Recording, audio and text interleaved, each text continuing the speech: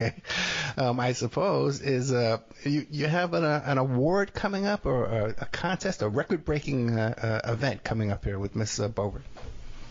Well, we're trying to add a little bit of levity to what we do in this world of seriousness, and we got a suggestion from one of our donors that we give her an award, and then my creative mind took over and said, well, wait a second, why don't we apply to the Guinness World Book of Records and create a new category called the World's Dumbest Politician. And so we filled out the application for that and have made a request for Guinness to open that category, and then we'll open it for votes and nominations and have a little election, and I'm assuming that Lauren Boebert's probably going to win, and we'll give her an award in September, October this year, out in Colorado at a public event, and she won't show up, so we've invited an impersonator that does a impersonation of her to come and accept that award. And then we may also have just for more fun, we may have a female impersonators contest. So folks can come out and give us their best impressions of Lauren Boebert and have some fun and maybe raise some money for our legal costs. So, but then she is legitimately in contest there in competition for a world record as the world's dumbest politician. You got it. If Guinness will open the category, and if they don't open the category, then we'll, as an organization, we'll just create it and run it ourselves. But yes, one way or another, we're determined to determine the world's dumbest, and I believe it will be Lauren Boebert. Well, she has my vote. I can tell you that. Okay. Yeah. She's got my vote. As my kids and my dog. Yeah, there you go. Yeah, and the Guinness brothers, I'm sure, will make an appearance. Now, what about on a more serious side? I've been lighthearted here for a minute, but what about, have we talked since the last time when that 911 call came out of her son calling the police for help? We haven't talked about that, have we? No, we haven't. And I kind of shy away from. Yeah. We try and shy away from kid-related, minor-related information. I mean, it's kind of sad, but in summary, what we heard was there was a fight with this one of the young kids. I think he's 14 or 15. Had an argument with his father. His father kicked him out of the house, and his mother had to go pick him up somewhere, and then they left him with friends for a couple days. But lo and behold, the big news that came out of that was that his mother and father, this young Boebert kid's mother and father, Lauren and Jason, were getting divorced. And I think, I've been through a divorce. Nothing's pretty, but the last thing the kids need to see is any violence, any fighting, especially between the parents. But good Lord, imagine this poor kid being kicked out of his house, and then his parents are getting divorced. Supposedly didn't have a place to live. He was living in a graveyard for a couple nights. I don't know what in the hell's going on out there, but frankly, I'm not interested in getting involved, and there are plenty of other people out there kind of tracking that. Yeah, I got to tell you, I wasn't aware of that at all. Wasn't aware he was homeless. I wasn't aware about this graveyard business. Just about the 911 call, which is pretty cut and dried. You can listen yourself. It's out there. Yeah, it's very sad. It's very sad, and I should have caveated what I'm saying with this. This is all alleged, and I don't have any direct facts, but right.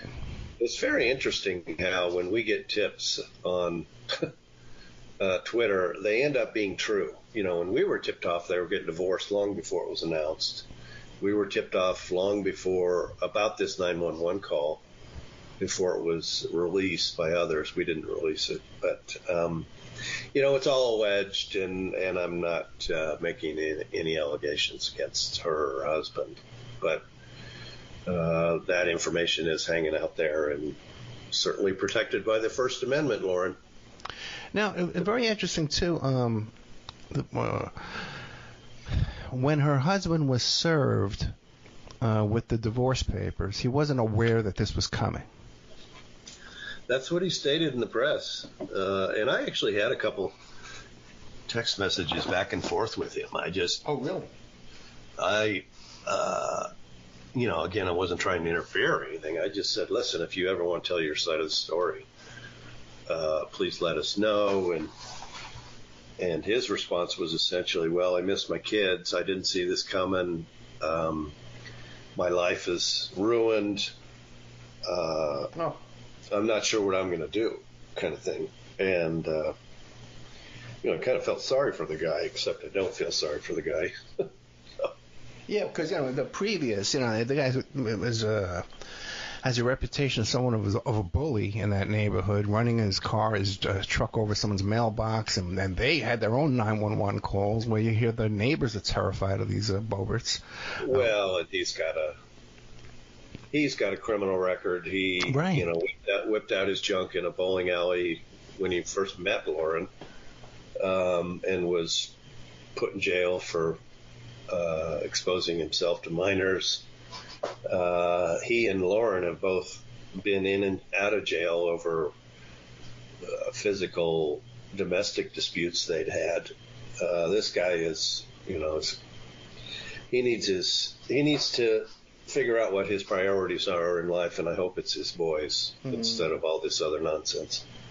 Now, what do you make of this, that he wouldn't be aware that this process server was coming, and then the process server kind of publishes an affidavit of service where he mentions all his business about dogs being sick on him and all this stuff.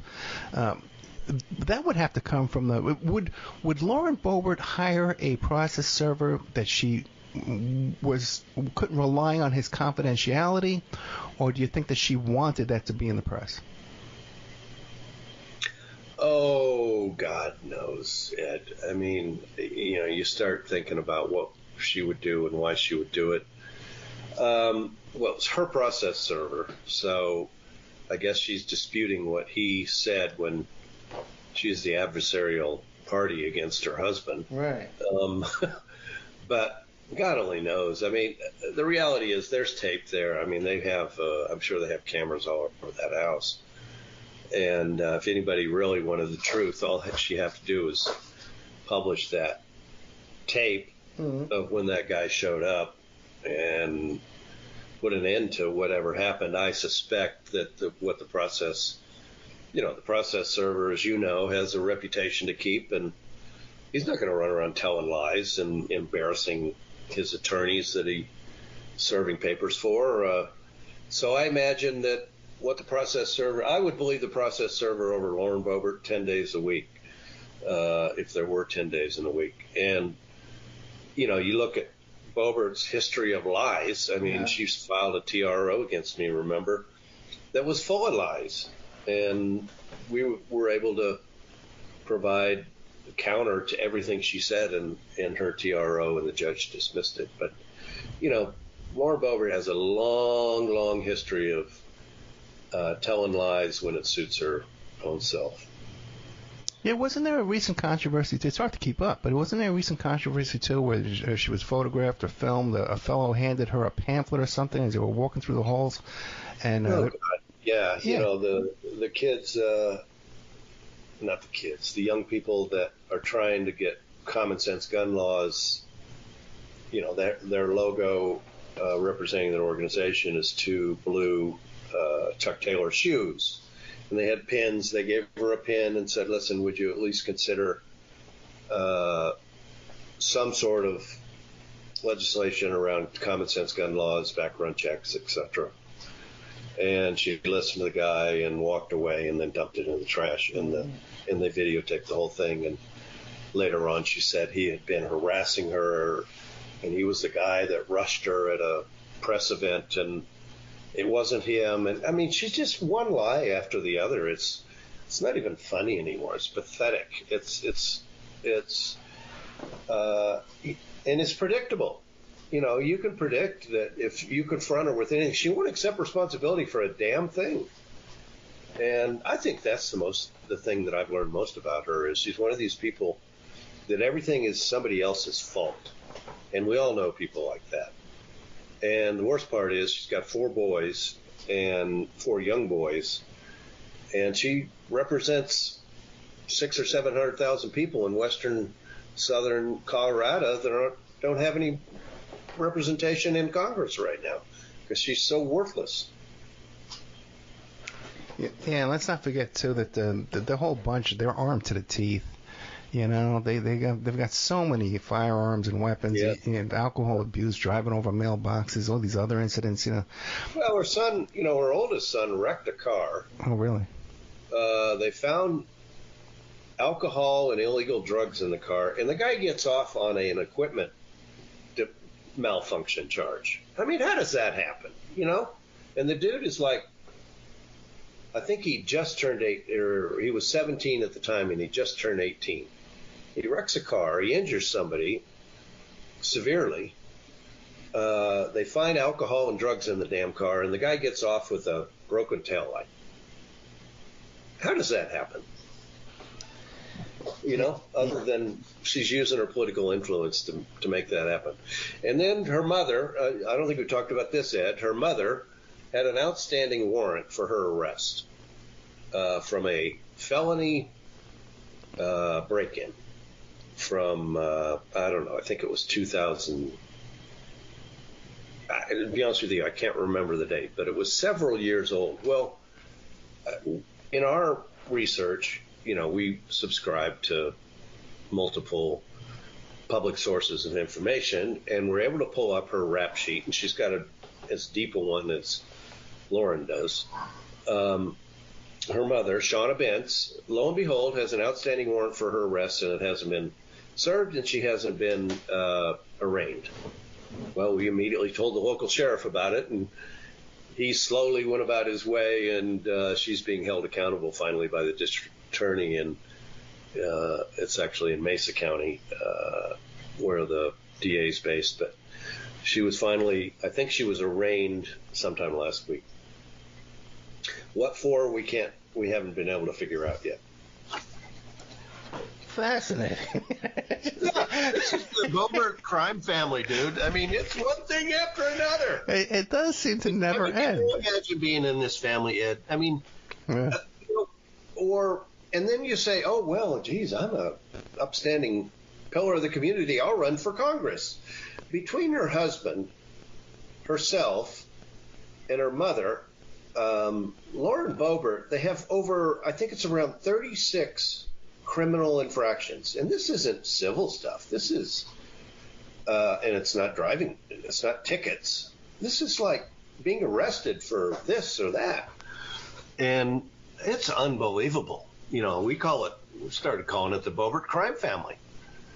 And she's a member of Congress, if you can believe it.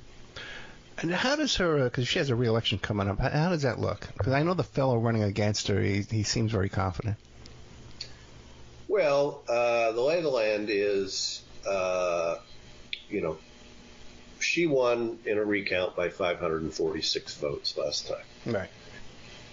The story that isn't told much is that Colorado has an independent redistricting committee, and so that district was redistricted very fairly and openly and transparently, and it moved the county that Steamboat Springs is out of the district. Well, had that not happened, Boebert would have been defeated by probably 2,500 votes.